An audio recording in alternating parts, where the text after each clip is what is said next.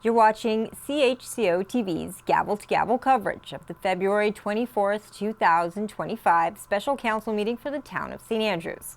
I'm Vicki Hogarth. In this meeting, Council will discuss the St. Andrews Civic Trust proposal for the courthouse. So let's join Council at the W.C. O'Neill Arena Complex Council Chambers in St. Andrews. All right, everybody, good evening. Welcome to the special council meeting for the town of St. Andrews. Here we are Monday, February 24th, 7 p.m. at the W.C. O'Neill Arena Complex Chambers at Reed Avenue. This meeting is also being streamed through Zoom and Facebook. If anyone has any questions pertaining to tonight's agenda, just the one item, you can do so by emailing pnopper@townofstandrews.ca. And Mr. Nopper will make sure to put that in the comments section. So I'm going to do a quick recording of attendance. I do see a few empty chairs. Do we have anyone online? He's trying to get online. When he's out, I'll let you know. Councillor Hurdle and Councillor Gumashel are also not here, but Councillor Blanchard might be joining later. I do want to recognize that we are on the unceded traditional territory of the Beskoto Magadi people. The approval of the agenda, again, it is the one item. We will be going to closed session is my understanding. It doesn't say in the agenda, so if you want to give me the reasons at the end, I will state them. So I'll be looking for a mover to accept the agenda. The closed item is a placeholder, so we don't need to amend it. Just need a mover for it. I see Councillor Heenan, seconded by Deputy Mayor Akaji. Any other changes to this evening's agenda? Okay, seeing none, all in favor of approving the agenda, please signify by saying aye. Okay, any conflict of interest this evening? Okay, seeing none, there's no presentations, and we are getting into the introduction, consideration, and passing of bylaws and motions. This is the item that is the purpose of this meeting. It's my understanding that will be probably about an hour with the presentation. It is a discussion on the St. Andrews Civic Trust proposal for the courthouse, EBC 250207.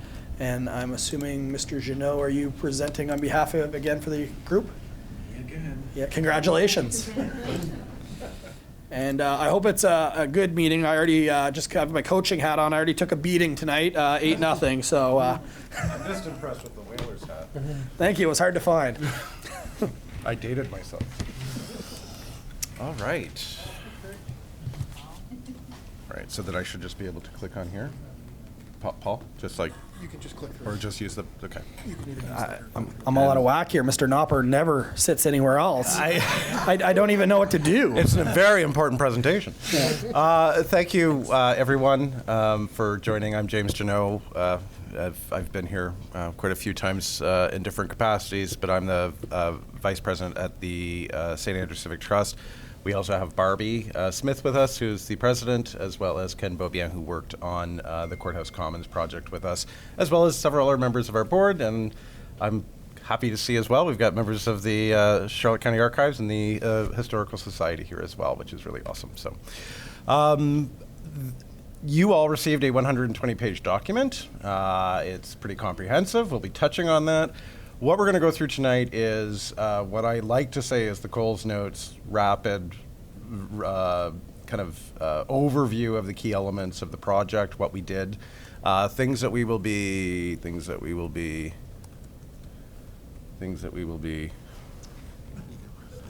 or I can press there. Yes. Oh. Are you sure? Should I just do this? Oh, can you just put it into like full screen or? Well, it's already in. Oh, is it? Oh, okay, there. Sorry about that. Technical difficulties. Well, here's what we'll be going through tonight is how we got to this situation that we're in, some of the history on the courthouse and some of the transactions, the project and the process that was taken as part of this engagement, the vision that was developed for the Courthouse Commons, the potential phases for that vision, and then also a couple of options for moving forward. So first off, let's talk about how we got here. So for those who don't know, the jail was actually built in 1832, and the courthouse was built after that in 1840. Just have to give it the history, it's a requirement. And from 1840, we basically had 175 years of continuous use as a courthouse. It is why it is a National Historic Site, it is why it's a Provincial Historic Site. And the site in total, the commons area with the grass as well as the building, have seen some pretty significant things, both good and bad. So we have seen consistent court services up for 175 years, public hangings, which in this town used to actually be a form of entertainment at one point in time, believe it or not, and a lot of public gatherings for dignitaries and others who came to town. So in 1975, 1977, the actual jail was decommissioned, which is quite surprising because 1977 wasn't that long ago. And if you've been to the actual jail, can you imagine being there in 1977 for a drinking charge? But that is what happened. So 1975, 77, that was decommissioned, but the courthouse kept running. And in 1983, this was the first time that the Civic Trust actually got involved with the courthouse. So we were responsible for the restoring of the courtroom in 1983. And at that time, we actually became the caretakers of that courthouse from 1983 on until the province decided to shut down court services. So 34 years of work being at the facility and being its guardian, working with the province. But in 2016, 2017 timeframe, court services ended. So they opened the beautiful new courthouses in St. John, and the approach from the province was to start getting rid of these smaller courthouses. At that time, the province initially approached the Civic Trust about what to do next with the courthouse. A lot of people don't realize that because we were that caretaker, they did come to SAC to ask for some advice. So, well, why did they do that? As I just said, we had that relationship that had been established since 1983 as the caretakers. We had a track record of success, saving the Niger Reef Tea House, the Macklem House, Pendlebury Lighthouse, and other heritage properties in St. Andrews that they were aware of. This did fit with SAC's mandate, so our mandate is to preserve and repurpose the built heritage of St. Andrews. So this fit in our wheelhouse, if you would, as an organization. It still does. And SAC had both the experience and expertise required. And the proposal that actually we had provided to the province at the time was seen as the best option. That said, things happened politically, so we don't know exactly what happened but in Fredericton, but it was decided that the province was going to give right of first refusal to each of the municipalities. And that is when the then council at the time, not this one, said, okay, we'll take it and we'll find a purpose for it. So in 2017, the province opted to give that right of first refusal to town council, and at the time, the town agreed to own it. And in 2017, the courthouse became an asset of the town. So with a funding agreement with funding that, as we know, up until around 2024-25 has now come to an end in terms of that arrangement. So what happened next? Well, 2018, Town Council explored roughly around 2018 some uses of the courthouse's council chambers and town offices. Did an engineering study, had some plans drawn up, but decided against it. And then first half of 2023, a third-party consultant, Broken Shovel, undertook a study on the future options. So they came in, did a report for the town, gave that to the town, and obviously the town was not satisfied with that, which made Civic Trust concerned, which is why we then came in December of 2023 and presented to Town Council asking if we could be given some time to find a solution. And that's what kicked off the four-phase project that we're going over tonight. So in January 2024, SAC began a four-phase approach to gather ideas and present a vision to Council. And we delivered that. August, September, it might have been actually, time frame in 2024. We delivered 120 pages of feedback from the community as well as ideas and a general vision for the structure, which is what we are here to talk about tonight. So let's talk about the project and the process real quick, just so that I do know that there are people in the public who are watching this so they understand. Project scope and requirements was that we looked at the entire space. So we looked at the courthouse, the jail, and the commons, the entire PID. We also acknowledged clear desire that it be for public use as part of our focus, because that was something that was very evident in the Broken Shovel report, is that the public wanted this to be for the public use and public good, so we left from that to try and find out what some of the opportunities would be for its use. The goal was to provide a vision for consideration, including ownership options, leverage creative ideas from the community. The number one goal was to ask different stakeholders. Some of those stakeholders are here in the audience today who provided ideas for what could be done.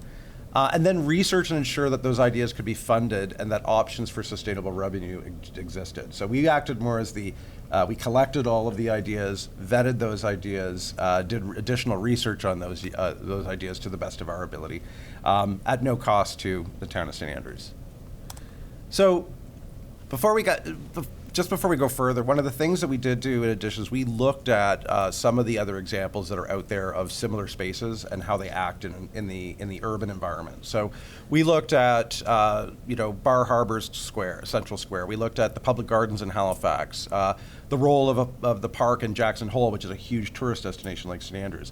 And so we looked at some of the great ideas that were happening around us, that were out there globally, and then also how the different ideas that came in through the submission process fit into what other places were doing, et cetera. So phase one was the ideation phase. So this is where we asked all the different stakeholders to present their ideas. This happened between January and March 2024. There was an online intake form. It was quite comprehensive that they had to fill out. The scope, the funding sources, any key requirements to ensure sustainability were asked. We held an open house to educate on the process. There's a photo of me from CHCO where I was even thinner. And we received 13 proposals in total from this process. So that went from January to March. Again, the public consultation process, and then also working with the different groups that submitted. Then we went into phase two, which is that validation phase. And we looked at 5 key proposal elements when these were submitted. The first was preserving historical and cultural significance, supporting healthy and active living, positive tourism and economic impact, supporting social inclusivity and connectivity, and encouraging learning, sharing, and education. And the reason we looked at those 5 is those tend to be the major themes in most federal and provincial grant programs. So if you're looking for money, they like it to be covering these types of things. So every single proposal that came in, we looked at it with that lens, just to see if they fit at least in one of those 5. The second thing we looked at, or the next set of things we looked at, was the overall benefit to the residents, the grant and funding eligibility, obviously, the restrictions related to preserving heritage-defining elements. It is a provincial heritage site. There are things that you can and cannot do with the space. And then post-funding sustainability and revenue generation. So it might have been a great idea, but did it generate revenue to be sustainable? Or was there revenue that could have been generated from another activity that would have covered that infrastructure? Not surprisingly, no single submission provided a single solution. We didn't expect somebody to come in with one really great master plan, but there were a lot of really great ideas that actually, when we laid them out on the table, we were able to kind of pull them together and figure out how they could fit. So that happened between April and June. Then we went into the public consultation phase in July. We had an online version of a display, as well as a display at the courthouse and on Water Street, where we asked the public to come in and provide their feedback on the different ideas and how they would rate them. We had 255 people vote for their top 3 ideas. And what we did was, you had to vote for your top 3 ideas for the courthouse and then your top 3 ideas for the commons. And this was done strategically because we wanted people to really look at everything that was there and think about what would I choose as 1, 2, and 3. I can't choose everything, so that they had to choose the things that they liked the most, as opposed to it being focusing on the things they didn't like, right? So we took that process, and then what we did is we put a weighting on it to come up with what the top ideas were from that process. Then we entered phase 4, which was the vision submission report. So 120 pages, I'll say it again. It was a lot, awful lot for council to have to read. But we feel that it did hit the mark on the 5 things we were trying to get, which was a vision of ideas collected from the community that had grants and other funding opportunities that could support those 5 items: the preserving historical and cultural significance, supporting those healthy and active living, had positive tourism and economic impact, supported social inclusivity and connectivity, and then encouraged learning, sharing, education. So we packaged that up and we brought that over to council, and at 120 pages, this is why we're meeting now, because this takes the time to absorb it. We understand that. So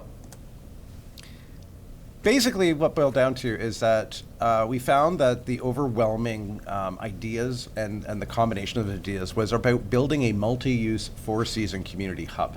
So an actual space that would be used, a combination of indoor activities and outdoor activities, but becomes the hub of the community.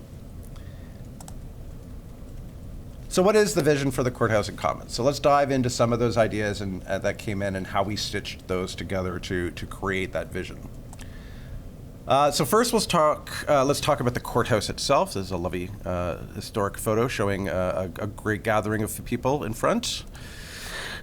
We don't see that as much these days. We hope to bring that back. But the current state, let's talk about the current state of the courthouse. So you see a little a drawing or floor plan here.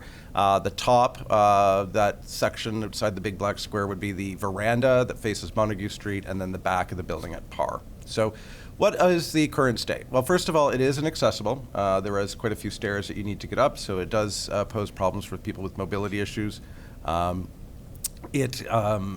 Excuse me, it's home to the St. Andrews Civic Trust offices, has been since roughly '83.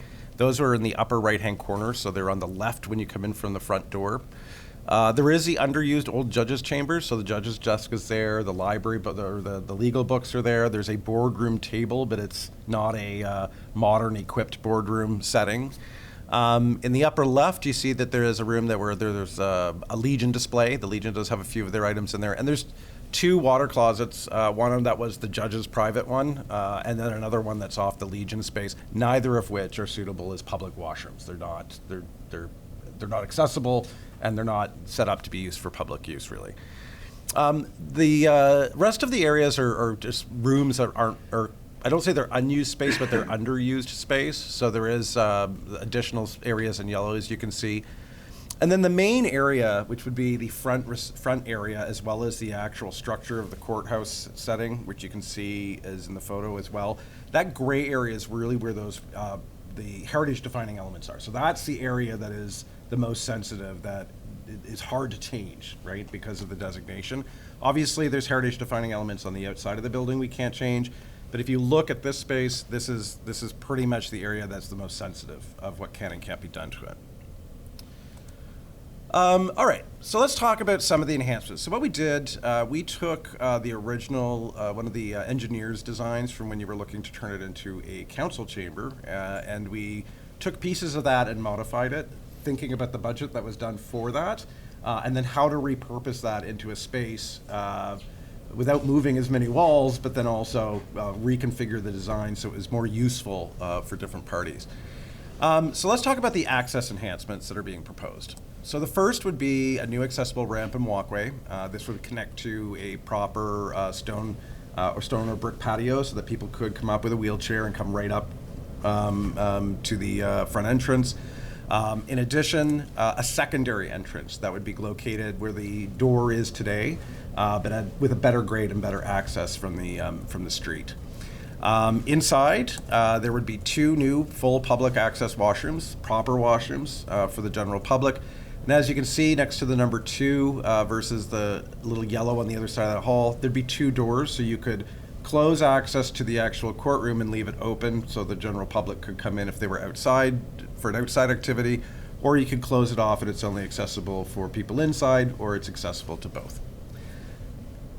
The third item is a new enclosed service patio and gated driveway off Parr Street, and this will play a significant role later, as you'll see. But the idea for this is that it would be a driveway off Parr Street that would have a fence with swing gates so that you could bring a vehicle in there and close the doors and hide it from the public view. And it would be a secure space that you could actually, either operate a variety of different things in that space. Some of the social enhancements. So first off, in the lower corner, there's the recommendation for a new technology room. That could also be shared SACT office space. A lot of the recommendations here are to enhance the technology in the building, better Wi-Fi, better AV equipment, etc., for meetings and other things. So it does need to have a pretty significant technology room.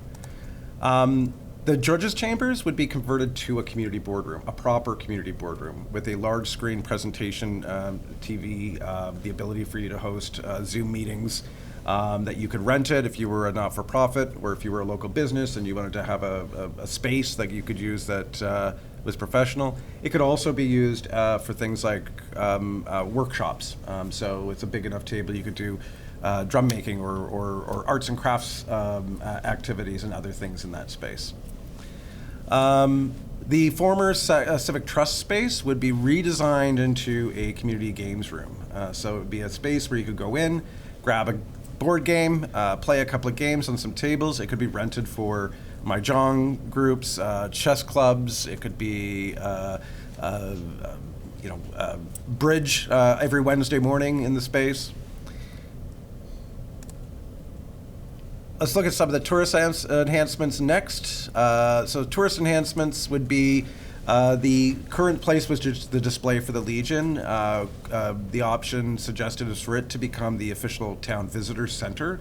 And there's a couple of things we'll talk about when we get to the Commons that explains why it would be a suitable space for that. As well as a gift shop, so that there could be things for sale that are St. Andrews branded that would help for paying for the cost of the space. A public display or exhibition space would be at the front of the courthouse, so the option to have rotating displays. The Charlotte County Archives has in their vaults an incredible collection of items from Charlotte County that are not seen by the general public.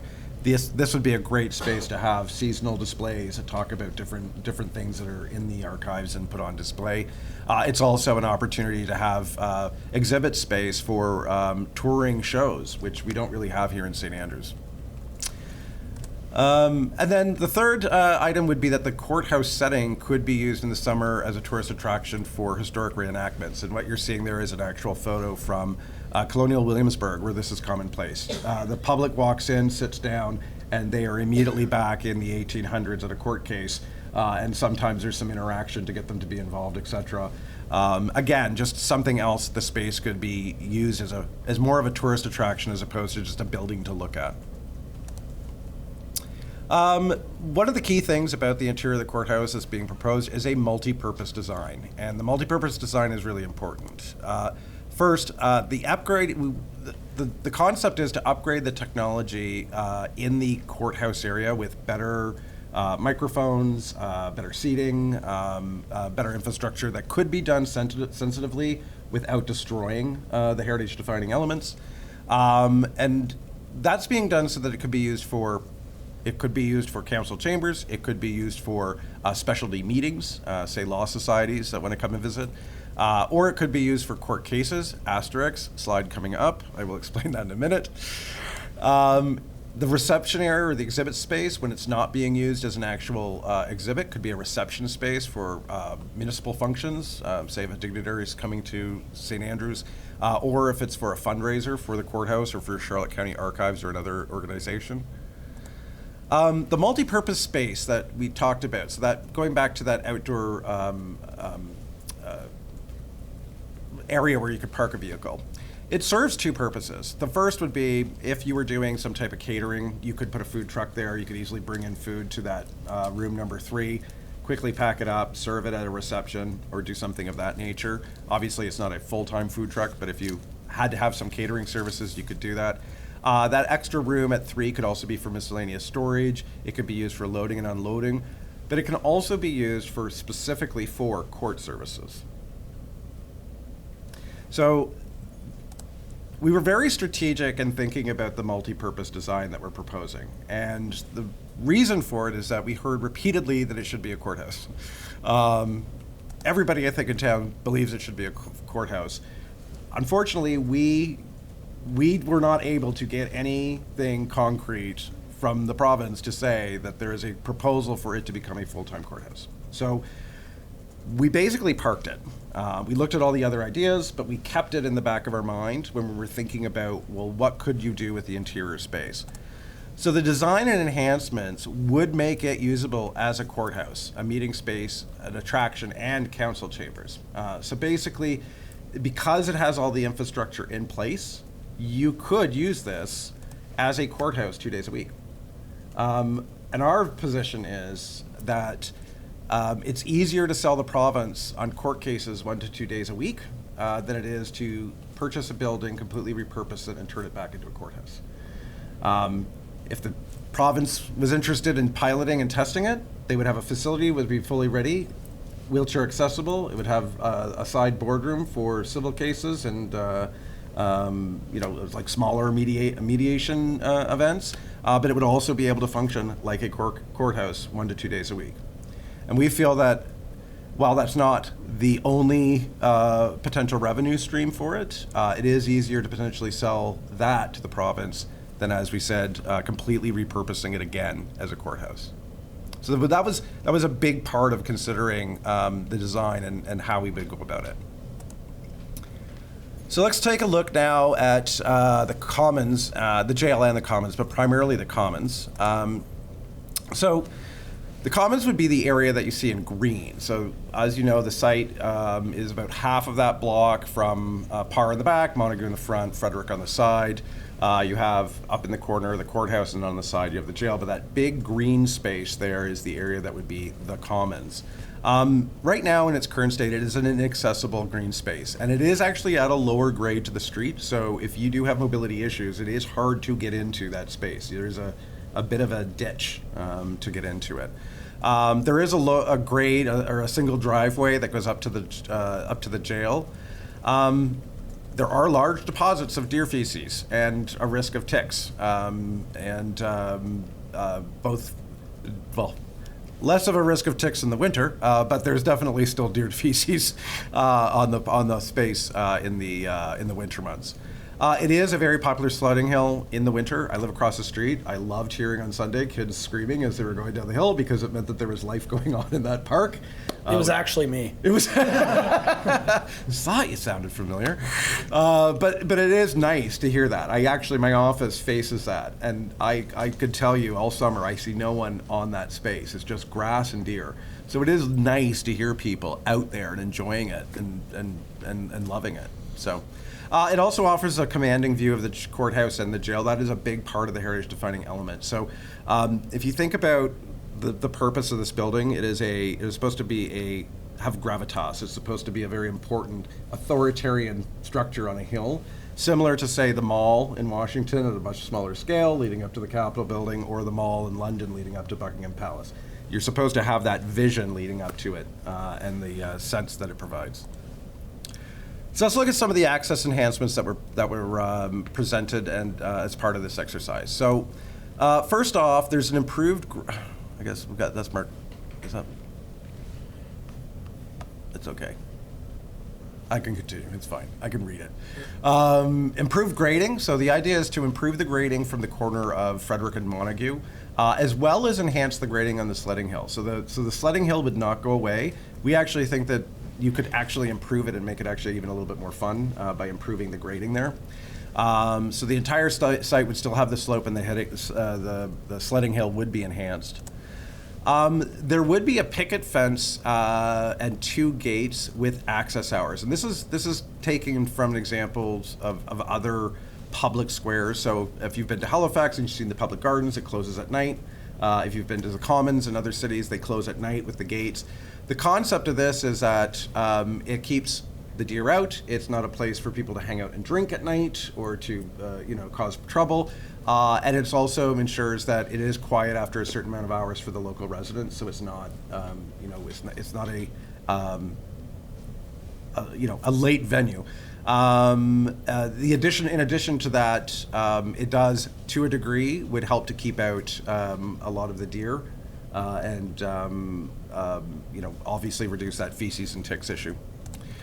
There'd be new paving stone to improve access, so it would be flush with the Montague and Frederick, so you could come into the space, you see all the brown, you'd be able to walk around with ease around that central area, and then you can see that there are some steps, but there's also additional paths that are at a grade so that they are accessible for people who would be in wheelchairs or would have any mobility issues. And then new deer resistant, and I use the term deer resistant lightly in St. Andrews. I've discovered about 4 that I think they don't eat, but new deer resistant hedges and plants inside that space, just to make sure that they can, resist any of those extra hungry deer that might break in the winter. The public realm enhancements. So obviously there's a section on this little side there. We see those 3 little dots. That would be a little retaining wall where, depending on the fundraising efforts, that might be where you might have the names of the major organizations and people who contributed to the park. But it's also where there would be new picnic tables where people could go and grab a game from inside and play chess outside. It might be where tourists come and have a picnic. It might be a space where you just grab a coffee at Honeybeans and meet your friends up at the park to just hang out. It's a space, there's also a space for outdoor yoga and Tai Chi. So a special section which is surrounded by trees in the lower part.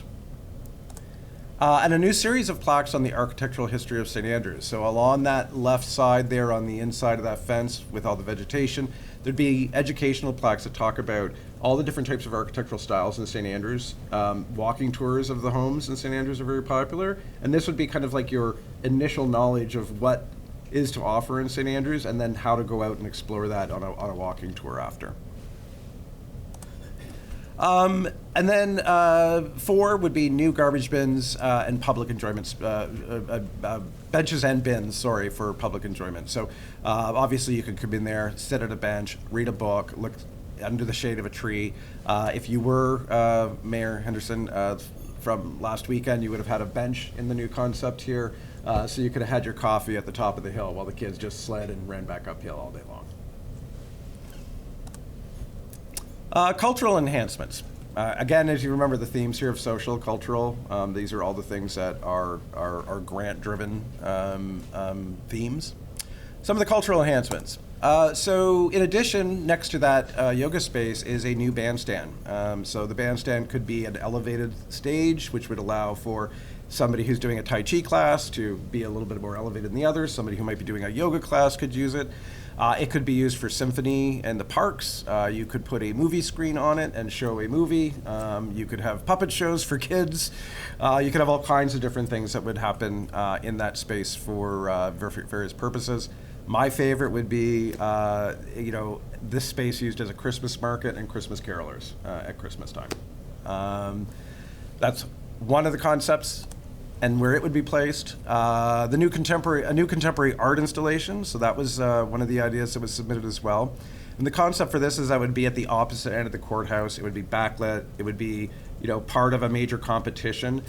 It would be, a symbol of the fact that St. Andrews is has a strong arts community, would further enhance the arts community, and it would follow along the themes of like the art garden at Kingsbrae and the work at Sunbury Shores and our other great artists that we have in the community.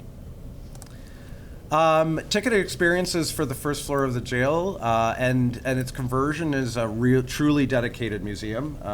The upstairs, obviously, Charlotte County Archives would remain. But the idea is to start thinking about how do we use the jail and get the funding for the jail to actually be a cool space where you could do augmented reality or escape rooms or other things that would be at a tourist attraction. Not just in the summer, but things that would be of interest for people to come down for a weekend, at Halloween, in the winter, etc.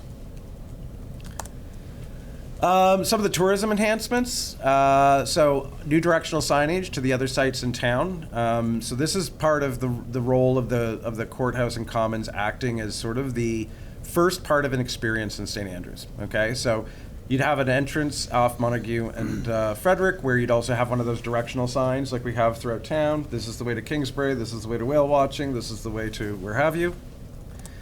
There would be a dedicated, and this is important, a dedicated non-idle drop-off and pickup site for tour buses right next to the courthouse. And the concept for this is, today, the tour buses come to St. Andrews, they park on King Street, they take up 3 or 4 parking spots, they idle all day, or they actually do park on Frederick at the courthouse and idle all day in front of the homes. This would be a spot where the bus stops, the 48 passengers from the cruise ship from St. John get off, the bus continues and parks at the UWC O'Neill Arena until they are to come back and pick up them to bring them back to the cruise ship. But while they're there, they would be met with, say, period costume, given an introduction to St. Andrews. The visitor center's there so they can get a map and understand how to navigate throughout the town. And then they have a central place to come back to catch their bus on the way back. The other tourism enhancements would be properly defined parallel parking with curbs and sidewalks to improve traffic flow and improve safety. This would be something that would be more like a final stage of just adding proper parking around the facility. If you're going to be bringing people in, it's going to be a destination for the visitor center, as well as for the museum and other items that would need to be invested in eventually. So let's look at the social enhancements. There's really two under this, and you'll notice that the green space has turned gray. One of the items that were suggested was a new social enterprise building with direct fenced-in access to the courthouse and jail. This would be a space for better facilities for the Civic Trust. The Charlotte County Archives might want to have additional office space there to support the vault that they have in the jail. It could be potential offices in the future for Explore St. Andrews and other organizations.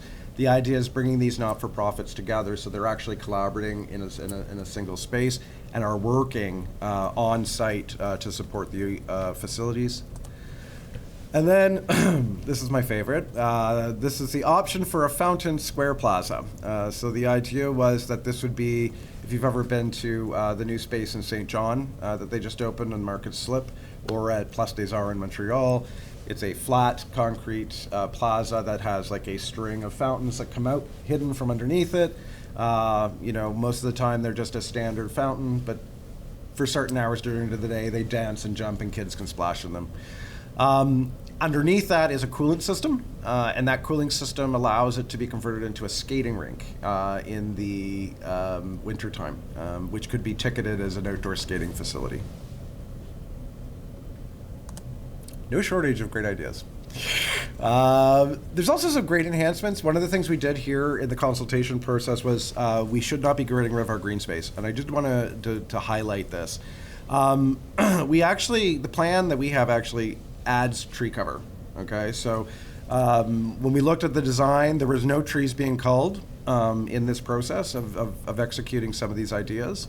In fact, there would be new tree cover that would be added to the space, including, as you can see, a proposal along Frederick Street that there would be like tree line to actually create a canopy of tree on Frederick. No more than 30 to 35% of the existing green space in the commons would be removed if you were implementing that Fountain Square Plaza. Okay, if you weren't putting that in and just left it as a green central square area, it's even less green space that's actually being removed. Okay. Another couple of social green enhancements include there are grants to optimize and make the buildings more energy efficient. Some of those being, of course, adding solar panels to the backs of the building so it doesn't change the heritage defining elements in the front, but they're perfect buildings to be able to affix those panels to help offset the costs, as well as heat pumps and improved insulation in the buildings. And then potentially for electronic car charging stations in the back for tourists when they come to town. So they have a place where they can park and they can charge, but they're also central in walking distance to areas in downtown. Plus, any proceeds from that could go towards the funding of the ongoing operations and maintenance. So for the commons, the idea here is for a 4-season outdoor public space, a place where people come and take pictures with the cherry trees in the spring. You know, they get to meet period actors that are reenacting historical elements outside, triaging people, if you will, and sending them on their way when they come to visit. It's the option for Christmas markets, a splash park, outdoor skating, and family activities in the center of town. That's sort of the overall theme, beyond being just a place for people to gather and congregate. So let's look at some of the public feedback that we received. We'll go through this pretty quickly. First off, for the courthouse, you all saw this in the report, and if anybody wants to read the full report and see it in greater detail, when we asked the public what they thought of the ideas, the uses for the courthouse was for it to be council chambers, a visitor center, history experience, or cultural exhibits. Those were the top items that came in for the courthouse usage. For the Commons, surprisingly, it was the Fountain Square, the outdoor ice rink, the town bandstand, the Artex Garden, the fencing gates, and the public art. We were really surprised how many people jumped onto that. It's also the most expensive item that you could do in that space, but I was actually quite surprised that scored as high as it would. But that is what the public consultation process is. Potential phases for the vision. Okay, so let's talk about how this could be implemented. So I have to give this warning, this isn't a virus, but I am going to read this disclaimer. So now that I have your attention, none of the items shared in the vision section are necessarily set in stone and will transpire. I can't make this any more clear. They are concepts submitted by members of our community, so there are friends, our family, our neighbors who submitted these. So we have to respect that these are all great ideas. They did come from people in our community, and a lot of them are really great ideas. And they were voted on by the public, who are also our friends, our family, and our neighbors. Through the Courthouse Commons project, the proposed timelines are for consideration only, and it does not mean that all phases will be executed or realized. So if anybody's watching this and thinking that all of this stuff is going to be rolled out, that is not the plan. This is a vision, okay? That said, if we were to suggest to the town, let's just say there was the money to do this. First off, let's talk about what the estimated project costs are. The courthouse we estimate to be around $852,000. Again, a vast majority of that is all covered through grants. That would include the restoration and the repurposing per the plan. The Commons is a $2.1 million project. Again, and I'll get to the grant component on that. This assumes all the enhancements noted in the plan, including that Fountain Square and the outdoor ice rink, okay? If you take out the Fountain Square and the outdoor ice rink, that blue pie gets extremely small, much smaller, more than half, if that's pulled out of the equation. And then the last phase, or the last item, that social enterprise annex, again, that's optional, but include the cost for that is around $420K, and that includes the cost for the new annex building to be constructed on that site on Parr Street. So when we did the assessment and we looked at all the different grants that were available, including some of the grants that you could combine, we estimated that the non-funded element is around $282,700, 8.3%. So there are quite a few grants that cover historic structures like this, including grants that are from Four Seasons tourism grants as well. So when we looked at all the different elements and what could be and could not be covered, we feel that only 8.3% would not be covered or be eligible for a grant. That said, we also looked at some of the revenue generating and activities that could happen. So things like rental of the space in the courthouse, other activities that would happen on the Commons, rents and other things. A median annual revenue from programs and events we estimate to be around $143,000. So you'd be generating $143,000 a year in revenue towards the upkeep and maintenance of the building and the site. So let's look at the phased approach to execute. So the first logical one would be that courthouse building. So focusing on the courthouse, restoring the structure and enhancing the interior space to support court and meeting space concept. We feel if we focus on that first, we may actually be able to convince the province or to take it for 2 days a week, or perhaps you could start selling it as a special event space or other theater space. Community boardroom, games room, visitor center, the public washrooms, improving the accessibility overall and doing those green enhancements to reduce the overall operating costs would be a priority for the Civic Trust. The second would be the common space, so the reimagined public I've been talking a lot today, so I apologize. The reimagined public space with grading, pathways, amenities, and landscaping, the fence and the gates, the bandstand, the public art installation, the architectural garden, and the jail museum would be part of that common space in phase 2. And we put the future enhancements in kind of a bucket 3 without a defined timeline, mostly because They are the most expensive, and to be fair, we were not 100% sure of the requirements or need for them in the project. So that would include that Fountain Square and ice rink. Yes, you could pre-set it up so that it would be easy to transfer or convert it later. The social enterprise annex, and then the town enhancements to the parking, sidewalk, and pedestrian access. We feel that is like a much later phase, if a phase at all. If that makes sense. So, what are some of the options for moving forward? So we included in the report an option 1, but we also have since followed up with you with a potential option 2. So the first option would be town ownership, continue as a town asset, and a committee. So this gives town full control of the facility as a town asset, like you have today. It means it remains fully for public use with an oversight committee established to execute on elements of the vision or some of the changes, accessing those grants, etc.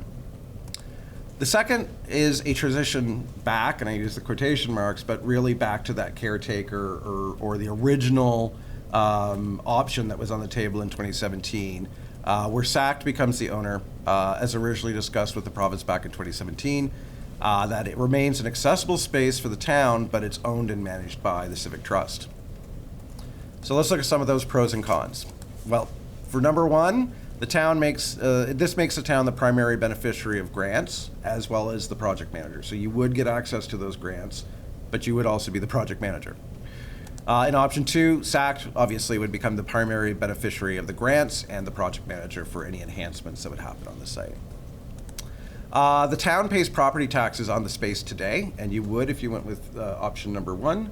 However, if option number 2 was to state, there would be no longer property taxes for the town of St. Andrews because the Civic Trust is a not-for-profit, and we would not be required to pay property taxes on that.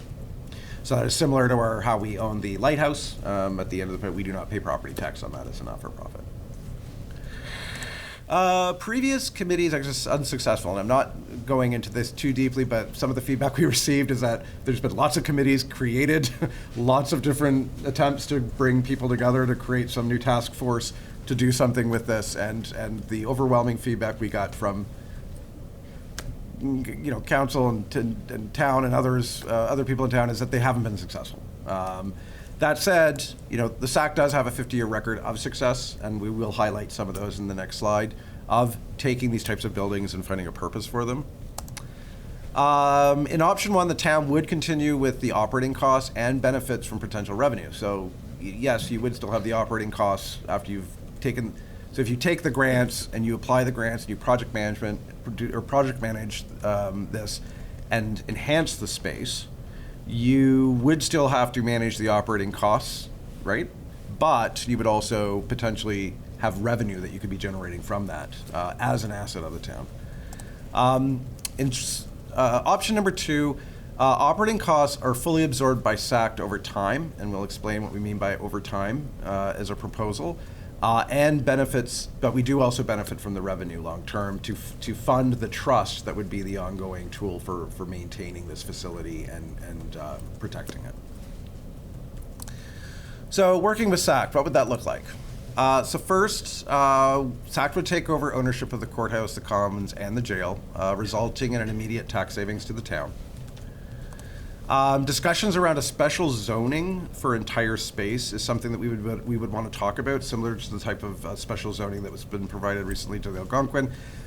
The thought process here is if there's things that are to be developed and to be put into place, timing is of the essence when you're working with grants. And every time we would need to come for a variance or something else like that, it would obviously be very complex to execute on a project like that. So allowing for some or all elements to be executed in that vision with some flexibility. A commitment from the town, and this is negotiable, of up to 5 years of operational costs, so just the heat and the lights, and obviously some support with the landscaping and things like that. As the SAC works with the grant application process and executing on restoring the courthouse and getting the facilities in place to make it self-sufficient per the plan. So basically, sort of like what the original agreement would have been if we had taken it from the province, but obviously not that same amount, but giving us that little bit of a runway so that we can get all the ducks in order, so that eventually it is no longer a line item for the town at all.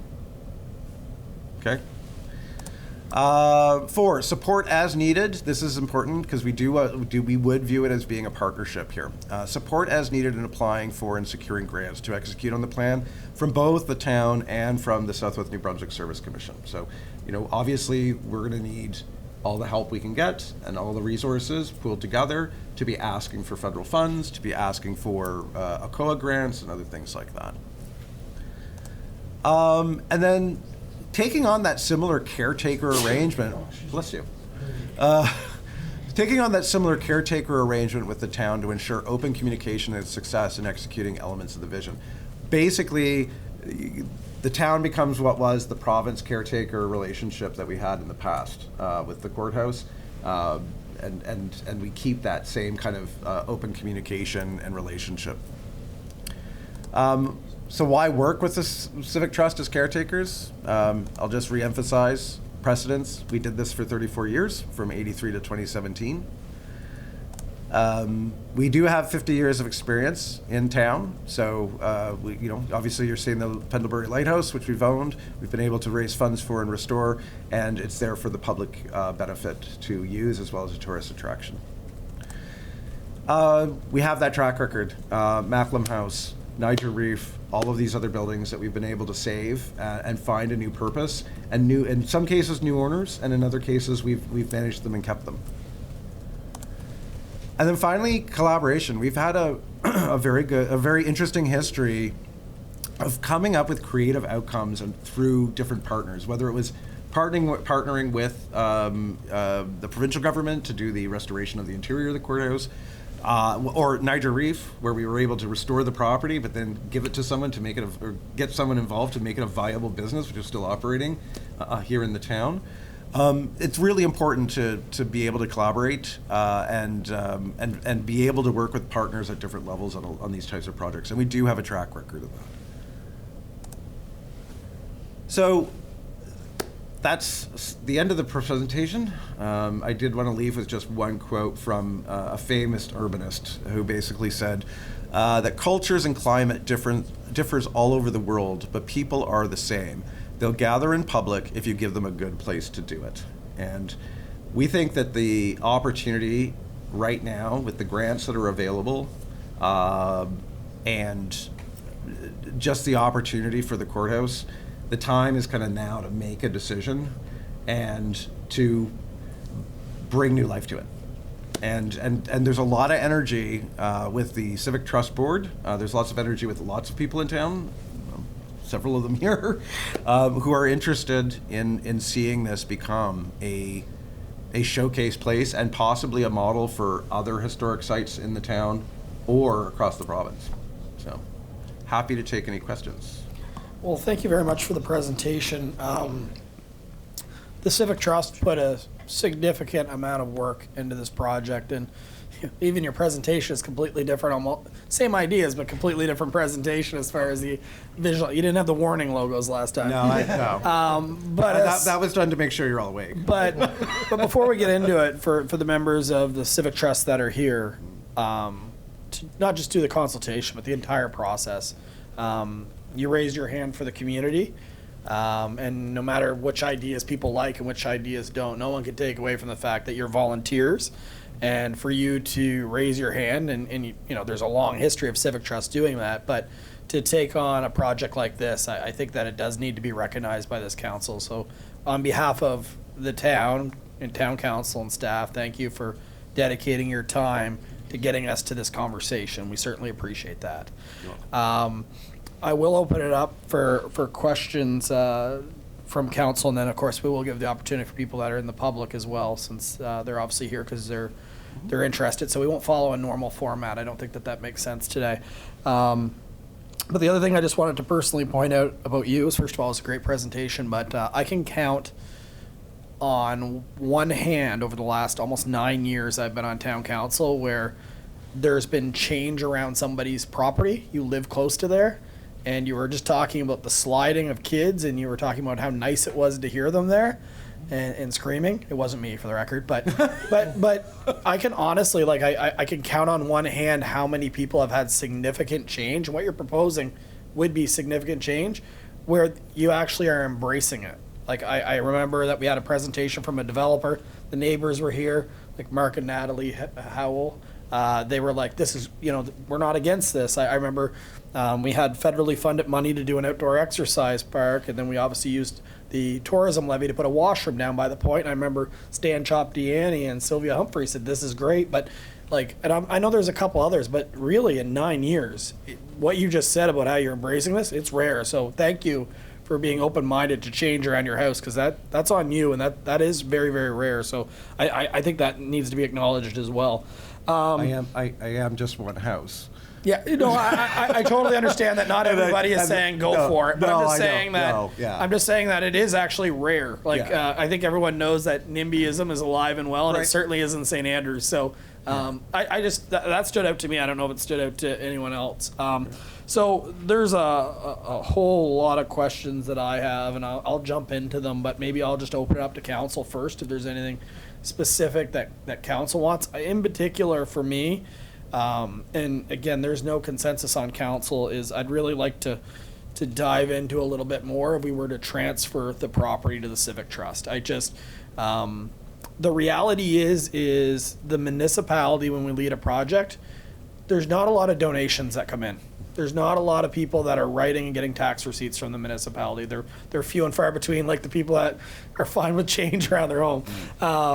So I think that if you look at organizations that can issue tax receipts, and it's a project, in particular a project, I think you're going to see a lot more success from it. And I'm not really personally, and I'm not speaking for council, this is myself, I'm not afraid of transferring the property and giving some support. We do have a tourism accommodation levy, and pretty much everything in your model, not all, but almost everything benefits visitors coming to this community, right? So to use a multi-year approach like you're asking for, that doesn't really scare me. So that's just a little bit of feedback on it. I would say that as far as the process, that's one thing council would have to talk about.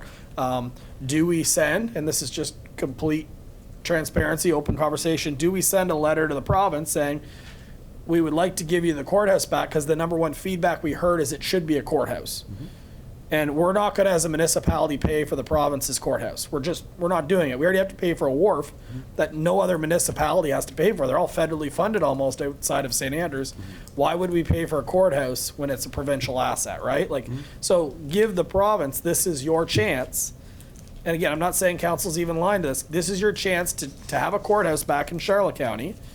And if not, we're going to move forward. Right? Because you haven't got any guarantees. We haven't certainly got. There is a group of judges, my understanding, has been working trying to get. There's been no guarantees that that's going to happen. And then the question comes back is, the next phase is, should we just put it out to RFP, including for the Civic Trust, where they can put your presentation in. You've got a proven track record. Your scoring matrix would be very, very high if there was one. Should we open it up for other interested groups as well to say, this is where we'd like our headquarters, whatever we have, and then council gets together and says, this is the best opportunity, and the other scoring thing is, how much funding do you need from the municipality in order to make this a reality? Or does council just look at it and say, Civic Trust has raised their hand in a leadership position? There's several examples which you've done an excellent job highlighting. Do we just transfer it over to them and give them the support that they need to do that? So I know there's other options, but those are all things that enter my head, and I'm really glad that you put up both options on there. And not to say that I don't trust that the municipality do it, but we will not get near as many donations as Civic Trust if they were to own the building. And again, you did mention the property tax. I know it's kind of in and out, but it's around $16,000 a year between the two PIDs, roughly. Oh, just over $16,000. So you take that out of the equation, which is fine. Even over the next 5 years, it's $50-some thousand, right? That's taken out of your 100%. 100%. And on top of, one of the things that we noted was you know, like in exchange for maybe some type of a stipend for heat and hydro as we transition to that, right? Which is significantly less than the 16,000. Yeah, and then you look at kind of the success we've had with grants as a municipality. We've had success when it comes to trails. We've had success when it comes to climate change. But I'll be honest, the provincial and federal government has not done, I know the wharf's coming up, it's a significant one, but when it comes to buildings, when it comes to infrastructure, there hasn't been a lot of funds that have come to the municipality from the provincial and federal government really since it was early in my first mandate, probably 7 years ago, when we had two color government that lined up, provincial and federal. We got some money then, but it's been a long stretch when it comes to infrastructure outside of the wharf, which we still don't have done.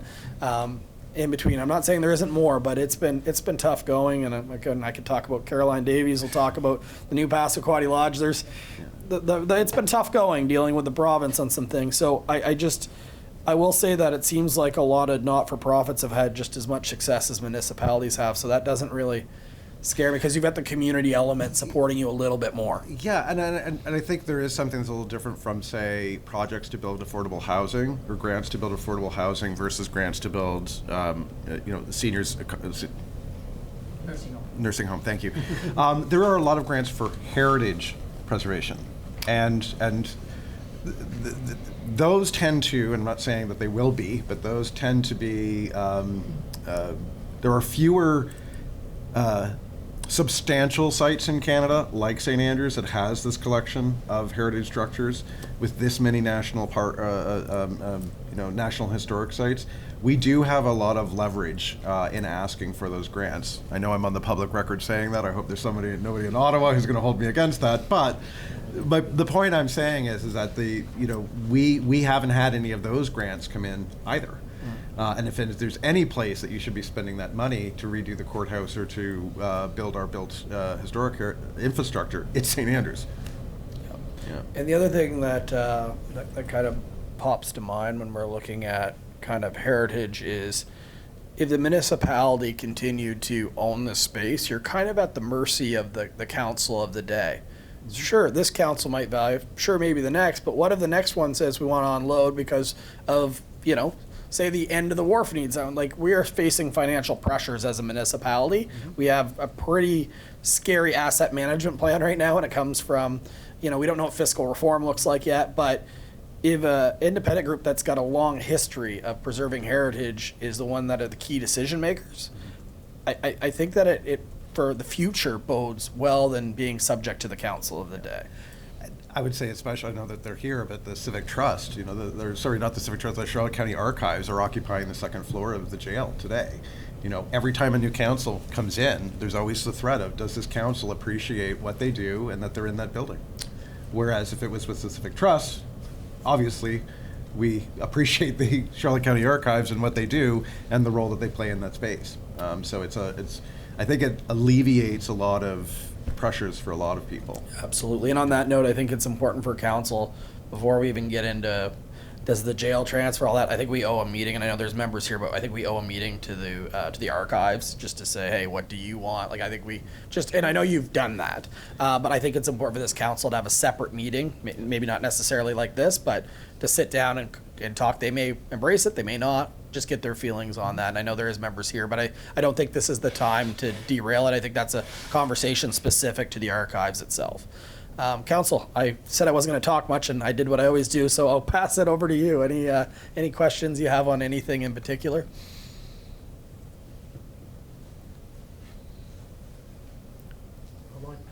Oh, that's the smallest hand ever. Oh, that's a big one. Now I see that one. Go ahead, Councillor Blanchard. Sorry about that. Sorry. No, I appreciate it. Thank you, Your Worship. Thank you for the presentation. I wasn't there in person the last time this was presented. I did review it and provide some feedback, some comments after the fact. This time around, like I said, there were a few additions. One of the comments that I had heard previously had to do with the green space. Certainly the fountain and the addition of the concrete, potentially the skating rink. There were some questions about greenhouse gas emissions, things of that nature. So I was really happy to see You include a mention of the green enhancements. You talked about the solar panels, things of that nature. Overall, to me, this hits on so many things, so many positive things for our community. It really is exactly the kind of structure, facility, central gathering point for our community that I've been looking to have in that area for a number of years. I really think there's a lot of potential there. I'm glad Brad talked about, or Mayor Henderson talked about some of the options in terms of, what we look at, whether it's town-owned or the transfer or an RFP. I think those are conversations that this council has to have. One thing I was hoping I could get some clarification on. You talked about the annual revenue of about $140,000. You didn't mention annual operating costs. So I just out of curiosity, and I'm thinking, let's say if everything is there, everything is up and running as you've described, annual, do you have an estimate for the annual operating costs? No, we don't. We kept it at what the budget line item would be for the current operating, which is the heat and hydro that you pay today. Our expectation is that with that green investment and the insulation in the jail is rather poor. I don't know if you could actually insulate that any better, but once you add better insulation, make it more airtight, more energy efficient heat pumps to heat the building versus the current methods, and potentially add the solar panels that's funded through the Green Grant, we would imagine that cost would be greatly reduced as well. But the current is 36 on the line item? 36 roughly? Yeah. So the current cost is around 36 for that out of that 143. Okay, so yeah, just looking at basic, just operating costs. I guess we've had some issues certainly recently where there are some upgrades needed to the building itself, right? Just to keep things going. Issues with the paint, lead-based paint, all sorts of different things where are obviously unexpected costs, right? Things that pop up. So sure, I understand and appreciate it's difficult to figure that out long term, but it was a question that I'd had. I think that's it for me for now. Just to follow up, just to sort of wrap it up, I really, really appreciate the work that's been put into this, and I think it would be a great addition to the community. So thank you. And just to clarify as well, that part of the process was to do a formal engineering study before anything would ever be done, to look at all of the prices or all the costs that would be included in that as well. And that also would prioritize what it is that you're actually going to do and the balance and the sacrifices you have to make. Yes, that would be a really great asset, and that would be a really great thing to add. And yes, we might be able to get funding for it. But will it drive enough real revenue for it to actually be something that would be sustainable long term? And that's your warning slide that you had. That is the warning. Not every idea. It's easy to look at a rink and say, well, you need a Zamboni to have it flooded because you just can't skate on it all the time. Then you need a place to store a Zamboni. Then you need an ice caretaker every time it's stored. It's easy to go down. And some of them you could just say it's not financially viable. There's a bunch of good ideas combined to show it could be a lot of different things, but a lot of those ideas are very practical and can be implemented for relatively low, the yoga area, right? That isn't a big expense by any means. So you can look at a lot of the different ones. They're not all going to happen, whether it be the town owned or you owned. Yeah. But even if you got 60% of them, guess what? That space is a lot better for the community, right? That's what we have to realize on that one. Councillor Harlan, I talked again, sorry. That's okay. Thank you, Mayor Henderson, and thank you for the presentation. It's a phenomenal presentation. It really takes 120 pages and puts it to life, which is really appreciated. I have one question, but I need to say I love the vision. I, like Councillor Blanchard, see this as being the hub of the community with a look and feel that fits with St. Andrews. I think it would be a phenomenal place a final resting place for our St. Andrews Visitor Center. What a tremendous welcome to people coming into St. Andrews who may never have come here before, to have an opportunity to really get a sense of what we're all about and some of our history. I love the ideas for the commons. Not all of them. I'm not a huge fan of all of them, but of the vision for the commons, absolutely. I appreciate the fact that you have considered the needs of our archives and the jail. I think that that's a critically important piece, although a Charlotte County piece, not just a St. Andrews piece. I know we have lots of things to discuss as a council in terms of which option we go for. But what I do want to say is you have demonstrated again the history that the St. Andrews Civic Trust has had, and you are a trusted part of this community. And I think in terms of moving a vision forward, I have full faith that the Civic Trust could do this. I just wanted to clarify, when you talk about working with the St. Andrews Civic Trust, for us as a municipality, and I really appreciate Mayor Henderson's comment around the fact that, we are always at, not the whim, a little bit at the whim of the council of the day, right? I mean, having this become the responsibility of the Civic Trust takes away some of that uncertainty every 4 years. But can you just help me understand a little bit when you talk about similar caretaking relationship? You mean to what we had 34 years ago? The relationship that the Civic Trust would have had with the province from 1983 to 2017. Because that would have been with the province. That's what I'm saying. So we really see it as being the role we had with the province from 83 to 2017 being a very similar role, but almost reversed, but with the town. So obviously there would be a constant open line of communication. We'd probably want to have some type of a formal annual update on the facility. Obviously there's a lot of crossover. So you have a recreation department, you have recreation officers, there's different programming that happens here that obviously some of that could happen there. We still think it would make a great council chambers, which, that could be something that could be arranged. But also, using it as maybe, it might not be council chambers, but maybe it's the space that is where the mayor and council proclaim things or make announcements as kind of like our unofficial town hall, right? And obviously just being a central asset, unowned asset with the town. So this summer I had an opportunity to visit Lunenburg. I hadn't been there for many, many years.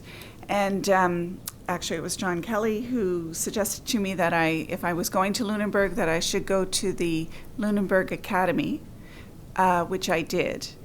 And the Lunenburg Academy has had a similar re-envisioning. It's been taken over by a foundation. And in fact, they were just celebrating that they had completed fundraising and a yearly fundraising, and they had raised $1.5 million in Lunenburg for operational infrastructure refurbishments. And I looked at, I had an opportunity to speak with some of the folks who were involved in that foundation. They have a great working relationship with the municipality of Lunenburg, but they also have some autonomy. They also have some autonomy in terms of being able to do what they need to keep that academy going. And it's utilized as a library. They have after-school programming going out of there. So it's really become a hub for the community. Very different. But I could see that vision for us here in St. Andrews. So I just want to say thank you to the Civic Trust. It's been a great presentation. Thank you. And I just want to make it very clear, these ideas are not the Civic Trust. These came from the community. Our job was really stitching them together. That's what we did. We listened. We let people submit their ideas. We gave them a platform. It was taking the ideas and putting them together to something that could be a vision. I just want to make sure these are not the civic trusts. You know, thank you. It's not our copyright. That's still the result of your consultations with members of the public, right? So, yeah. And it's actually was a really great process. Actually, I should say that with council is that those sessions where we had the open houses and we had people coming in and talking about the passion they had for the courthouse. I mean, look at the people that are here, like the passion they had, and there was nobody who had a absolute, well, that is the worst idea I've ever seen. We never heard a single one of those in that process. It was very interesting to not hear someone say, that is absolutely awful. Yes, of course, there were individuals who said, we're losing green space and this isn't great. But there wasn't anything volatile, right? I don't think anybody at the Civic Trust for once, showcasing the ideas that came from the community ever felt danger for their life by suggesting that there might be an ice rink. It was all very civil and people had good, healthy debate over it, which was great. Yeah. Any other member of council? All right, I'll open up to the public. Is there any questions related to the presentation that you'd have for the presenters this evening? I see a hand. Is that Sadie? It is. Hi, Sadie. Come on up to the mic. Sorry, Sadie, you'll have to, just so for their online, we'll set you up here. Just so Councillor Blanchard can hear you. Yeah. It's exciting.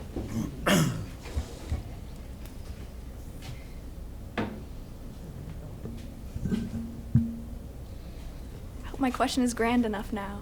I was just wondering if there's any sort of plan for like a youth programming or any kind of partnership with the schools, because the elementary school and the high school are right there, and like would that become sort of like an area, not so much like for field trips, but would you ever like host classes there, or like has there been any kind of push for that? That is a really great question. That didn't come up in any of the submissions formally, but because it is a multi-purpose space. The boardroom could be used for special youth activities or groups. The games room could also be used for that way, for that purpose. There could be youth program. I mean, one of the things we have talked about is how great would it be to not get some of our youth in town who are interested in acting or theater. When I grew up in Fredericton, so we had a thing called Calathumpians, if you ever were from Mr. Heenan knows what I'm talking about. And everyone, when they were young, wanted to be in Calathumpians, because basically what you did, you were in character on the streets of Fredericton doing all kinds of crazy things, and so I think I know somebody who might have been one. But that would be something that would be a really great program. Obviously not something that might be the mandate of the Civic Trust, but finding another organization willing to fund that or to help get some grants to fund that so that our youth have a summer job entertaining tourists, dressed up in period costume or putting on a skit at the courthouse. That would be a really great way to engage youth in the community, in addition to using the space for programs like that. I 100% agree. Thank you so much. Thank you. Sorry. Thank you, Sadie. Hold on, Sadie. For your question. Just for the record, can you say your first and last name and your address, please? Sadie McGinn, 34 de Monts Avenue, St. Andrews, New Brunswick, Canada. Thank you. Thank you. Thanks for that, Sadie. Appreciate it. And yeah, it does bring ideas to mind. I know that we've received a presentation from Vincent Massey Elementary School looking for an outdoor classroom. So some of these ideas certainly could, that yoga space could easily be also an outdoor classroom, for example. Like there's ideas that can come from the youth, and maybe that's good feedback from Sadie. It's a working, living document. I assume everything you've got on there. Nothing's in stone. The warning, so it doesn't mean that another idea can't come up and say, hey, that's a good idea. So perhaps maybe even a little bit of a consultation with the local schools might also give some great ideas. That's great feedback. Thank you for being here, Sadie. I appreciate that. Yeah, it was awesome. Yeah. Any other member? You're not going to be able to top that. Oh, you're going to try. Come on now. I'm not going to top that. I just have a question. My name is Brett Fotero, 123 King Street. And I want to begin by echoing Councillor Harlan. What a great vision. It really is. But I will confess that I think you've had this 120 pages for 6 months. I saw it, was emailed to me on Friday, so I haven't been able to look at it. And for that reason, I can't speak for the Historical Society, because we, with James' request, we've sent it on to our board members for them to look at. I'm not sure anybody's had time yet, and I think it sounds like you've had a presentation already and reviewed it. I don't. We had well, just to clarify, so we had an opportunity, we gave them a 120-page document, and then we gave them an opportunity to ask questions, and I came in and met with them to just, if there was any questions that were to be had. Very hard for them to ask questions because it's 120 pages. So that's why this presentation was done to kind of condense it and make it easier. And the presentation was fantastic, but I didn't see that earlier meeting. So we're catching up. But I want to emphasize, just personally, the vision looks fantastic. There's a lot of, and I will also say this, we, the Historical Society, did participate. We sent a pretty lengthy proposal, and I, speaking for myself, feel heard. There were pieces in it that we didn't propose. There's some things we did propose, and we really like how it's been put together and presented. One of the most critical details, which I think was identified, is if and how to transfer ownership. And I think the Civic Trust could be a fantastic owner. I do think the challenge for the council would be in the details of that process, in what the specific conditions are. I know that one of the things I'd be focused on is, what are the safeties that you put in place at the time of transfer, so that if there's a problem, can the town claw it back? Who do you put, or what body do you put sort of overseeing it? Is it the Civic Trust themselves or a separate body that you make part of that? So there's all kinds of things to discuss. I know that my board members are going to want to review it, discuss it. So I guess one of my questions is, what's the timetable going forward from the council's perspective? I know that everybody wants this done this year, and I think that's very, very wise. But I guess we want to understand, how much time do we have to read this document, to discuss it, to sit down again, as we have with James and Barbie, and because I think there are other stakeholders. You've mentioned the archives, Explore St. Andrews. I think Minister's Island is one of our cultural assets. So that's, I guess, my question is, what's the process going forward for us to review and discuss? Yeah, so there's, like you touched on, and like I said earlier, like with the archives, there's some meetings that have to happen. I would love to give you a time frame specifically right now of what it looks like. I do have to check with council, get a temperature check after. I want them to obviously digest it too, just not on a whim of emotion from a presentation. But to me, it's obviously not years, but it's not weeks. It's probably I'd say months. Like I'm thinking that I could see this being a 3-month process or 4-month process. I don't want it to linger too long, but it's not something that we're going to have a meeting next week and transfer it over. And your points on the transfer are well taken. There's a lot of different factors that come into play. And although there's a great history and a lot of trust with the members of the Civic Trust, I know examples where the municipality transferred something back under the impression it would get it back for $1 if it didn't work out, and we never got it back for $1, and it was a handshake. So to your point is, you really do need those safeguards in place. If, although this is a great idea, say nothing happens after 5 years, Right. The roof's falling in on it. Not that Civic Trust would do that. I'm just saying that the municipality needs to make sure, and so does the Civic Trust, they would want that, Yeah. that there's safeguards in place to make sure that the end goal of all this is, although a lot of those are great ideas, the end goal of this is to make sure that the courthouse basically is preserved. And preserved can be a lot different word because buildings are repurposed all the time, so we need to be open-minded to that. But we do have to make sure we do due diligence, not just for the community, but for the history of the building. Well, one thing that we talked about at a couple of our informal conversations was, first of all, one of the nice things about this presentation is it is a long-range vision, and that's the kind of planning that I think is so vital for the town and town council to do. I think last September you revised a policy about advisory committees in the town, and one of the possible advisory committees is on cultural assets. And when I looked at the budget, I appreciate that you are sort of funding more than just the courthouse. You're deficit funding the museum, Sheriff Andrews' house, and other things. So maybe it's time to try to have a advisory look at that, or to put together these organizations to look at the whole cultural assets in the town and include Minister's Island and explore St. Andrews. Because I think you need some long-term thoughts about how to avoid the deficit funding of those, because I know it's getting worse. The Ross Museum was great when it was gifted, and it's now negative. So just a thought maybe that this might be a good time to take that approach. I think that's definitely a worthwhile comment. Obviously, through municipal reform, we're redoing our municipal plan as well. I think you're going to see the cultural assets be a conversation that gets discussed further as part of that. So all good comments. Thank you. Thank you. Thank you. Appreciate it. Come on up.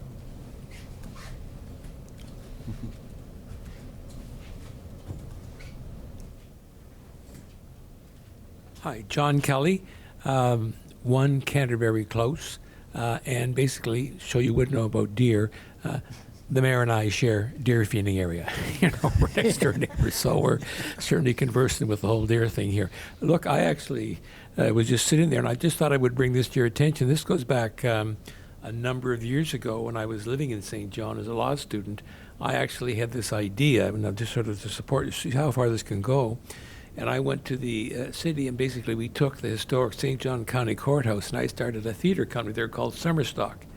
And at the time, everybody, I mean, there was along with it, but it was actually, I don't use the word amazing, but it was a big, big draw, how fascinated people were to come. And I actually came up with some historic trials that we had in there, and played out. So what I'm getting at is that some of the things that you've mentioned are really right there to do. In fact, I don't take credit for this, but that's where the origin of the St. John Theatre Company came from. It was from the Summerstock Theatre Company we set up. So I just want you to sort of know that, or the council to know that some of these things, they sound a bit, airy-fairy when we just talk about them. But they've actually they actually do work. And so, very well done. And maybe, I'm not sure that you may want to take a look at this, but I'd be interested in reading the report. James, as you know, I had a chance to glance at it, but if council could perhaps make it accessible for people to look at, it would be there. I believe that is that correct? After this meeting, it's now, that was one of the reasons that as of now, Right. this can go out for everyone to read and review. I think, 'cause yeah, it's there's been nothing aired. confidential in there at all. Sure. So, yeah. No. But just in, I don't have any concerns. I don't think any member of council does. But just in closing on that, it is interesting how when the Summerstock, when I had this idea, I said, look, if we take something that's, if you know the St. John County Courthouse thing, it's very historic and has this great heritage thing, and I said if we bring it to life in an entertainment way, it's interesting how many people were then drawn to that, to come and actually see something like that in action. So thanks for putting that one in. Yeah. And just on that point, I know the archives did the escape room, and that booked up instantly. I'd still be in there if I didn't cheat a little bit. And then Mr. Nopper went right after. He was the next person. Not saying that we didn't focus that way too. And that was just locals. That wasn't really advertised to the public, right? So it was to the public, but not to visitors as an attraction. So yeah, some of these ideas can be very good revenue drivers for the long-term vision. And really to cover those operating costs that we know are difficult to do. The sustainability is an important piece of it for whoever manages it moving forward. Well, the key to a vibrant tourism community is having multiple attractions. You can't be just one attraction. That is maybe one night at best. And so the goal here is, you talk to anybody in town, it's heads and beds, right? Not just one night, but 2 nights. So how do you do that? Well, you make it a place where you can go golfing, you can go whale watching, you can go see Kingsbury Gardens, you can go on a haunted tour of the jail, et cetera, et cetera, et cetera. And the space actually just becomes yet another thing that you add to your itinerary when you're spending 2, 3, or 4 days in St. Andrews. Absolutely. Yeah. Any other member of the public? Going once? Going 3 times then. Thank you for being here. Really appreciate it. It's good to have so many people here for this presentation. Council, you've had an opportunity to ask questions. Is there any comments you want to add? Okay, I don't see a reason for that either. If not, you're back here next Monday anyway. And myself, I'll skip it. So, Mr. Nopper, do you have the reason for going to closed session? I do, Your Worship. So Oh, yeah, sorry about that. Is there anyone online that, sorry, I did skip it. Was there anything online? Thank you for that, Deputy Mayor. Sorry, give me a second. I need to switch chairs. Okay. No, thank you for that.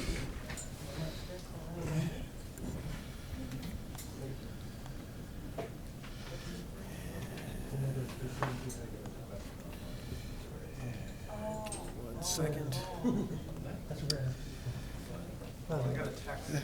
Your Worship, you have 2 people online. Maybe just give them an opportunity in case they have any questions. For anybody that is online that has any questions on the courthouse discussion, you can raise your virtual hand, please. Last call. Anybody online that has any questions or comments regarding the courthouse discussion and presentation, please raise your virtual hand. I'm going to say no. Thank you very much. And nothing online?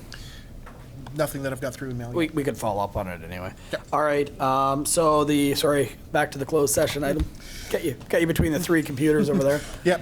So at 8:36 p.m., the council enters into closed session as per Local Governance Act, Section 68(1)(c), information that could cause financial loss or gain to the local government or a party as it relates to negotiations. Perfect. Can I have a mover? Got Councillor Heenan, seconded by Councillor Harland. All in favor of going to closed session, please signify by saying aye. Thank you, everyone, for being here this evening.